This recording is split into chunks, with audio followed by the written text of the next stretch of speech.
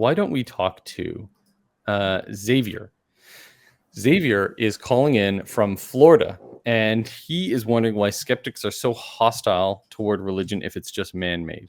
Xavier, you're on. What do you got to say? Hello, gentlemen. Good evening. Hello. Yeah, I see a lot of rhetoric. I see just a lot of rhetoric, basically implying that religion, by definition, is almost always negative or just shouldn't exist. But if religion is a human construct designed thousands of years ago to help us survive in this world, then it's just a humanist psychological tool to enhance our well-being. So religion is, I think it's neutral. It's just bad people use it for bad things. Good people use religion for good things. I just wanted to give one example. I've pretty much come to the conclusion that it's not literally true, these things, but when I go to religious services, they still enhance my life. It still brings me a sense of calm and well-being, even though I don't believe it's actually true. So why the hostility? If people are the problem, not religion. So that's interesting. I'm going to take. I mean, we'll get to the point of your question, I think, but there is something else I want to mention.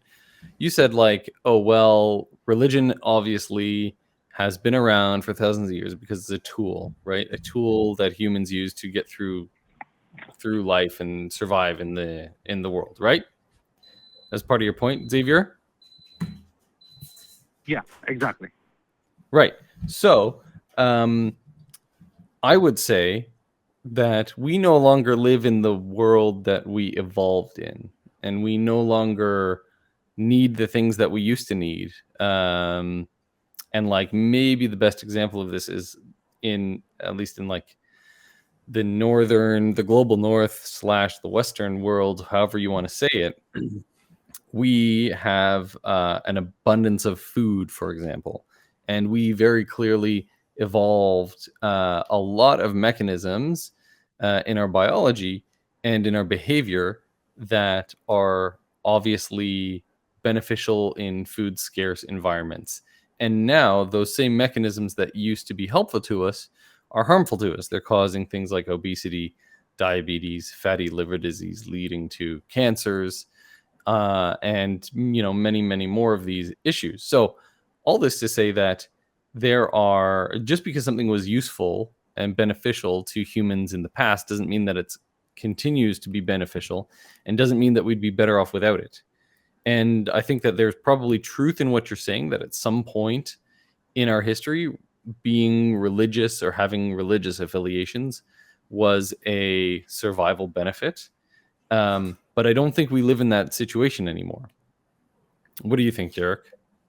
Well, speaking of the evolving religion, it's understandable because, for a number of reasons, humans have to spend a lot of time with their parents to be able to survive, because humans are extremely vulnerable when they're babies, and even as young children, they have unique vulnerabilities compared to other animals out there. The only way we survive is to spend a lot of time with our parents. So we need to have, more than most species, we need to have looking up to our parents as authority figures. Mm-hmm. And it's not much of an extension to think that, maybe the parents also have an extension to their authority figures as well. And we also have the thing of anxiety whenever we see something we don't know. If you are living in a cave, let's say, and you have you hear an odd noise going on over the next ridge in the forest, let's say, it is highly anxiety producing to not know what that is. So the desire to know is part of our survival strategy. We go to those locations, we'll carefully scope it out to find out, is that a bear or is that just some small a bird imitating some sound or whatnot. And that anxiety is actually helpful because it gets us to be curious and to investigate our environment. But when it comes to bigger questions that a larger mind can eventually start asking, things like, where do we come from? What are those lights in the sky? Why does the sun come up and go down every day? Those questions can't be answered without reasonably advanced scientific knowledge. And as a consequence, our anxiety can ramp up and we want those answers. We need some sort of explanation. And coming up with stories, if somebody comes up with a story that he can convince somebody else to believe, that can start to spread. That is, at least in my view, one of the main sources of religion. But one of the things you mentioned, what was it? The reason why we don't want, or why we get a little spicy with religious people is, well, there's a good quote I like to use for this by Steven Weinberg. With or without religion, you have good people doing good things and bad people doing bad things. But to get good people to do bad things, it takes religion. And that is true to a large degree, because you can see how much harm religions cause to people, like teaching kids about hell and telling them if they don't behave just so, they're going to go to hell. That causes a huge amount of destructive damage to children who hear that through their formative years.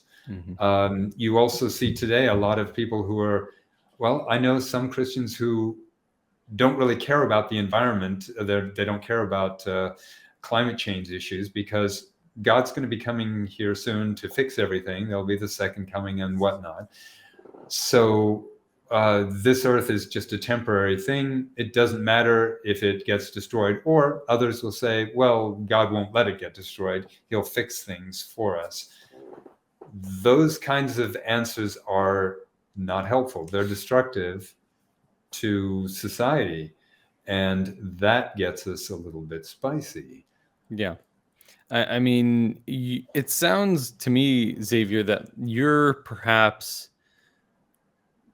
I think you're probably outside of what a lot of religious people are, or at least the vocal ones, because you said, well, no one, like, I don't actually believe it to be literally true.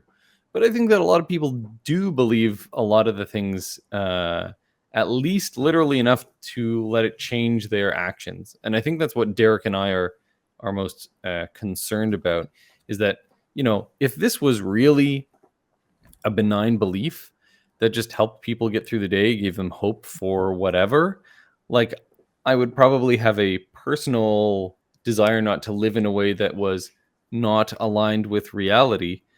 But if they weren't affecting me, like, sure, I don't really care. But it's the fact that these people's beliefs can and do impinge upon me and the people and things that I care about, like the environment, for example, but also you're calling from Florida, like you should know about the effect that Christianity is having on the social well-being of people in the state that you live. It's a very politically anti-LGBTQ state of being right now in Florida, and that's like directly because of Christianity. Religion isn't doing it. Ron DeSantis is doing it. People are. But why? All right, but why is he doing it? And he's being supported by a huge number of Christians, right? He's using these talking points because he is a Christian himself, and he is courting the Christian vote.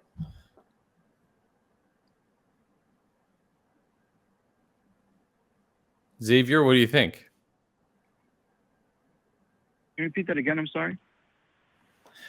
What I'm saying is that DeSantis is a Christian, and he is courting the Christian vote, and as a consequence, he is putting forth these ideas not just about him, but in order to get Christians to vote for him, and he's using topics that Christians believe in. He's a nominal Christian. He's barely a Christian. If you see his lifestyle, he's not. Regardless, Xavier, do you not think that these political drives are motivated at some level by the desire for power, for instance, and the desire for power leads them to appeal to the beliefs, false perhaps beliefs in your view, or like religious beliefs in general of people, right? Like if we were talking about a predominantly Islamic country that was electing a new leader, and that person was trying to enact, like, Sharia law or whatever other traditional Muslim practices, like, you would agree that if those are doing harm or good, it's going to be attributable to the religion because the person is appealing to the religious population for the vote. And I think that's what we're saying. Like, whether it's in Florida and it's Christianity, or it's in, Tehran and it's Islam, like, these beliefs are not without consequence, right? The fact that lots and lots of people, millions of people have these beliefs means that they have the power to affect the people around them. And that's what we don't like. If I may add to that, it's the politicians who, not just politicians, but the voting base as well, that want to impose their beliefs on non-Christians. That is extremely annoying. And they're often using that to undermine science, for example. The whole reason I originally got interested in evolutionary science was because of attempts by religious people to undermine this the scientific method, the way science works, the entire suite of theories that go against their religious dogma. And when they try and impose their social things on their social sins and I'm not sure of the word for it, but when they try and impose their social values, thank you, that works better. When they try to impose their values on our lives, and they are not anything that are negative, the things that they are against are not negatives to society. For example, letting people be called the pronouns that they want to be called. That's a good example. Letting gay people marry, that sort of thing. That is harming people for no reason other than religious dogma.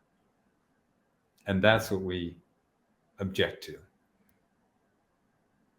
I mean, I think the bigger question, Xavier, is why should we tolerate religion when all it seems to do is cause problems? You shouldn't tolerate any toxic element of religion or any ideology. But the question was phrased. You said all it does is all it seems to do is cause problems. But I think we're overlooking all the good that religion has done, all the charity that it has done, the communities that religion has brought together. I think it's the good and the bad. And all those toxic elements, they come from people. I would just say that they come from people doing the religion and imposing your values through power and corruption. People do that. Dictators do that without religion. So I think that's just a human problem. I just want to get to the root of the issue. I don't think religion is the root of the issue. I think human corruption is the root of the issue. You know, I kind of agree with you, Xavier. I kind of agree with you that we would still have, you know, oppression of various types and you know, tyranny and all this stuff without religion. We have it with religion and we have it without religion. But religion is an excuse that has been used over and over again to commit atrocities. Yeah, to commit atrocities. Exactly. Why should we continue to permit this excuse to exist when we don't have to, right? Like, if there was, like, unless you convinced me that the only way for people to do good things was to do it through religion, then I'd say, like, well, shit, maybe we have to make a compromise here because we want the good and there's going to be some bad that slips in. But that's not the case, right? Like, anything good that religion has done, people have done without religion. There are there are secular charities. Case in point, the ACA, right? Like, there are lots and lots of things that we can do without religion. Like, in fact, everything that you can do with religion, we can do without religion. So why do we need religion? I would agree, although I would nuance it slightly. I don't have a problem with religions that don't have negative impacts on society. Like, if you're a deist and you just believe a God created the universe and that's as far as it goes, it's no skin off my nose. I don't have a problem with that. I don't agree, but it's not going to